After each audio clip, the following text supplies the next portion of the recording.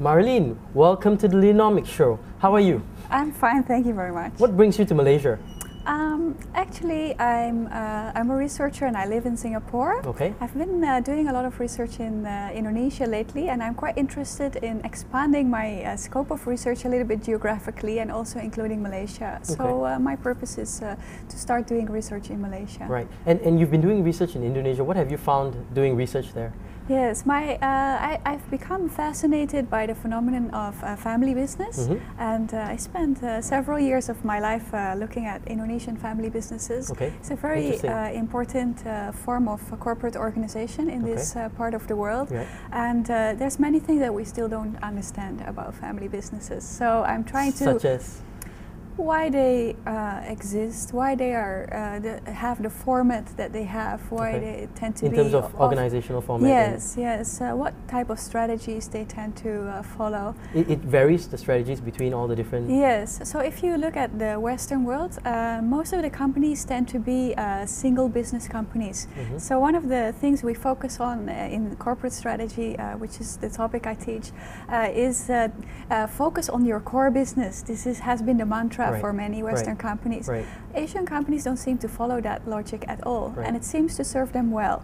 So we're trying to understand what is it that makes these Asian business groups or family groups so successful. And this is one of the topics I've been picking up in the last 2 years. And have you gained any insights?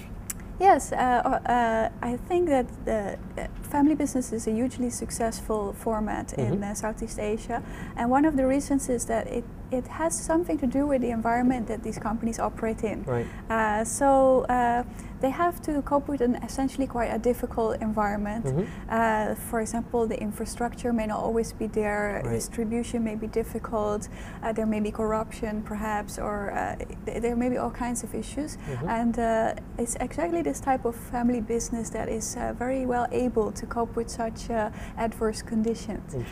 So it's a homegrown successful format, I would say, that deserves a far better understanding than we currently have of this phenomenon. And you've written a book about your experiences in Indonesia, right? Yeah, correct. So the rhythm of strategy, right? Yeah, I've written a book on what is maybe the largest company in Southeast Asia, or at least was, as a company called the Salem Group. It's a very fascinating story of a single entrepreneur who built a very large business group. And they do everything, right? The Salem Group? Yes. From Indomie to yes, so their businesses right? range from services, from banking and insurance to manufacturing, food, chemicals, automobiles, and those kind of things. So it's a very diversified group. And so you did research on them? Yes. And what did you find out about them? Well, the book is, I won't tell you everything that's in the book, but the book is basically the story of the rise and the growth of this particular family business and how they coped with the Asian crisis that happened in 1997. And there's lots of applicable lessons for us to take from there? I think so, yes, because although this is a story of a particular family business, the way it grew and developed also reflects in a way the times of that happened in Malaysia and in Indonesia, and the kind of circumstances that gave rise to these kind of businessmen. What would be one learning that we can glean off from your study of the Salem Group? Okay, well, the Salem Group was very successful after the independence of Indonesia in building several large businesses, and they formed very close connection with the leadership at the time, which was Suharto, and this has been a mixed experience for them. It served them very well. It allowed them to become very professional and large.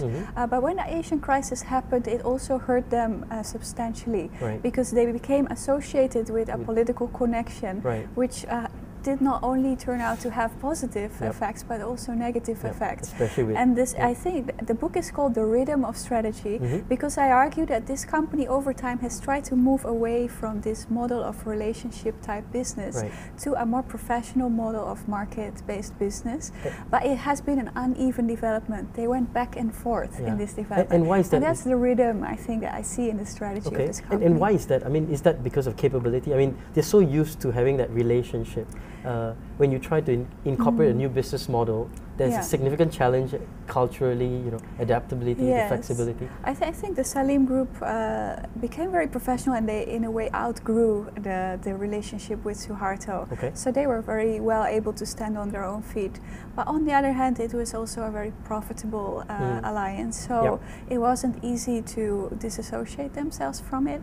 And also, as you build up a friendship over the years, you build up mutual obligations. So I think also for personal reasons they were unwilling, I guess, to disassociate themselves with Suharto. And to their credit, until this day, they have not abandoned Suharto at all. Okay. So they are saying to this day that they are fans of Suharto. So would there be lessons, especially for companies, other companies in Asia that have strong political ties, to have a contingency plan, or to have some sort of a route to say, hey, you know, that will help us gain some ground, but really we need to have a couple of areas. I mean, would that be something you would recommend? Yes, I think so, because you know, in the academic world we place a lot of positive emphasis on relationships, not only political relationships, but any type of partnerships. And we tend to view this as social capital, which already implies that it's a positive thing. But we are now learning more and more that social capital can turn into a social liability. So as circumstances change, the value of networks and connections can also change. And this is of course particularly so with political connections, because politicians have two disadvantages for businessmen. The first is that they're mortal, and the second is that they're replaceable. So they may end up falling from power. So it's not an eternal association. So the value can vary over time, and this is, I think, a lesson that we can learn from the Salim Group. No matter how good you are, how professional you are, this kind of connections can affect your business greatly. So you're now teaching in Singapore. You were in Europe previously, so you're attached there for a period of time. Now, if you look at Singapore and comparatively Singapore, Malaysia, Indonesia, what do you think are, you know, they are probably different and have many similarities at the same time. What do you think are the key challenges for these three countries? Okay, well, if you look at the landscape of the private sector, let's say in Indonesia, Singapore and Malaysia, there are indeed a couple of differences. Singapore stands out because the type of companies I research, family business groups, they're not as prominent in Singapore, and it has to do with the role of the government. The government is very prominent in the private sector in Singapore, which, you know, and comparatively the family business are less powerful. But many would say Singapore is a family business, right? Yeah, you could say that. But I think from what I can observe of Singapore, the government runs the businesses quite well. So in a way, it seems to be at least a model that there are some lessons that we can draw from. I think in that sense, Indonesia and Malaysia are more similar, both in terms of their history, the political situation at the moment, the way the companies developed, and the roles of the government. So. Yeah, in Indonesia and Malaysia, you see more powerful family business groups coming up. Yes, this is not necessarily bad for the economy, I would say. So it's just it's not bad because it's. Is there a reason why? Because I think that family business groups are a kind of a rational response to the type of environment they function in. The only problem is if there's a lot of concentration of wealth in the hands of very few people, that can create a phenomenon that is called moral hazard. Because they are so big, and the Salim Group was an example of that, they can, if they borrow too much, they know that the government will have to bail them out just because of their influence on the economy. So when the Asian crisis happened and Salim Group experienced problems, the IMF basically argued that this company cannot go down because it employs so many people. So this is a kind of issue that pops up only if you have a fairly concentrated wealth in a country. And the other thing is, family groups tend to be very secretive. They tend to, you know, have their networks, and they tend to, you know, what is your take on that? Yes, it's true that many family groups are fairly secretive, but I think they have a good reason for it. In many ways it is a positive or a fruitful strategy to be secretive. For example, in the context of Indonesia, if you are wealthy, it may happen that politicians will try to get money from you, or try to enter your businesses. Marleen, just hold that thought for now. We're going to take a quick break.